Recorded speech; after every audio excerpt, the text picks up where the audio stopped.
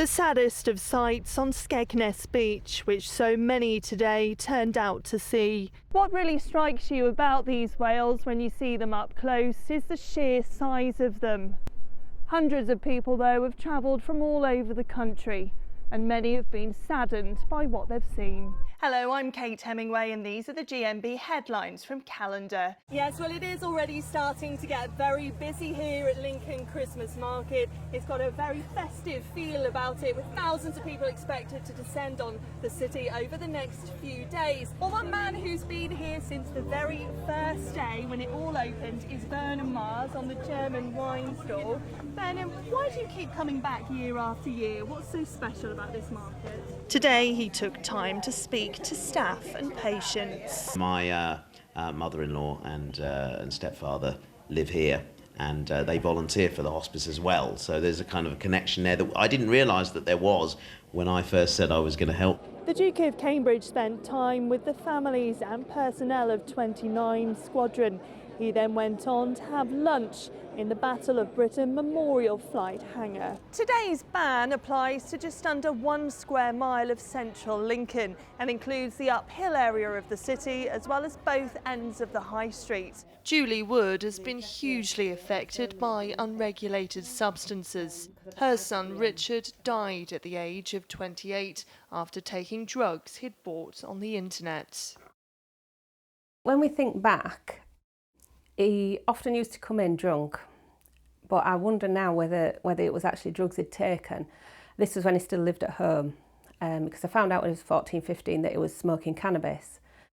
He didn't look on himself as a drug user, as a drug addict. We don't believe he was a drug addict as such. Babs Jobling is a manager at Lincoln's YMCA and says legal highs are a huge problem within the homeless community. I have actually been told that you can get it delivered alongside of food. That easy to get hold of? As easy as that, yeah. This man, who doesn't want to be identified, has taken them many times in the past. They're really easy to get hold of, really cheap, just a couple of quid. There's that many people around the city, you can get it given to you. You can't do nothing on it. I don't know why people would even want to try it, to be fair. The family of a toddler from East Yorkshire hope a recent trip to America could help develop a new treatment for his rare genetic condition. Joshua Birdle from Driffield has congenital myotonic dystrophy, which affects the development of his muscles.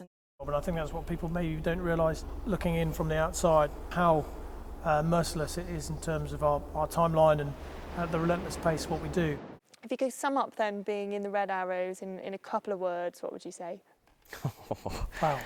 Incredible privilege, hugely exciting, hugely demanding, and an honour. Lincoln Crown Court heard Neville Corbett was watched whilst putting in his PIN number and then distracted before his bank card was swapped. Angle then went on a spending spree. Lincoln Crown Court heard within 15 minutes of Mr Corbett's card being taken, it was being used at a variety of locations across the UK.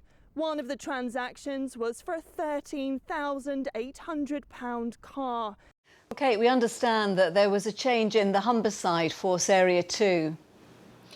Yes, there was. Well, that was a role previously held by Matthew Grove, and very late this afternoon, Keith Hunter, who is a former senior police officer, was elected as the new Police and Crime Commissioner for the Humberside Police Force Area. They say this is their last incident to deal with.